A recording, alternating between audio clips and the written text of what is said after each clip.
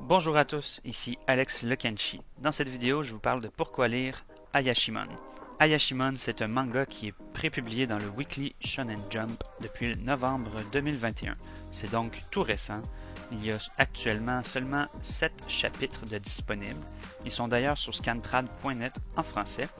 Et je fais cette vidéo-là parce que moi, personnellement, j'ai beaucoup la hype sur ce manga-là et je veux la partager avec vous parce que je suis convaincu qu'il a un potentiel énorme pour la suite. L'auteur d'Ayashimon, c'est Yuji Kaku. C'est de lui qu'on doit Hell's Paradise, qui est en 13 tomes et dont il y a un anime de prévu en 2022. Yuji Kaku, c'est l'ancien assistant de Tatsuki Fujimoto. C'est le mec qui nous a offert la dinguerie qui est Chainsaw Man, qui va aussi d'ailleurs avoir un anime en 2022. Alors si vous aimez un de ces deux mangas-là, ou les deux, Ayashimon, ça devrait forcément vous plaire également, parce que il y a des ressemblances quand même. Le protagoniste de l'histoire d'Ayashimon, c'est Marui Kaido. C'est un fan de manga. Il a la capacité d'en lire pendant au moins 12 heures d'affilée, selon ce qu'on a vu jusqu'à présent. Dans le manga, il y a plusieurs références d'ailleurs au shonen au fil de la lecture, comme par exemple un Kamehameha ou des références à des personnages emblématiques.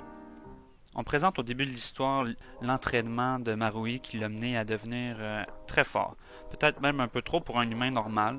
Il n'arrive pas à se trouver un boulot ou une personne à combattre qui serait un vrai challenge. Tout ça, ça fait plutôt penser à Saitama du fameux One Punch Man. Les deux personnages sont d'ailleurs pas les plus brillants, et ça fait rire dans certaines situations. Marui va devenir le laquais d'une yokai qui s'appelle Urara. Elle va être impressionnée par la force du jeune homme et il va faire le sale boulot pour elle dans l'objectif de la yokai de former la plus puissante famille de Yakuza. Pour Marui, la suivre, c'est de s'assurer de pouvoir faire la baston contre des Ayashimon mafieux qui représentent un vrai défi pour lui. La relation entre Marui et Urara me fait penser un peu à celle de Denji avec Makima dans Chainsaw Man.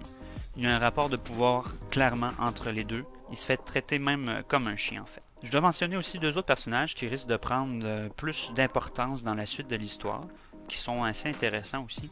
Il y a un numéro 11 qui est du Bureau des forces de sécurité publique.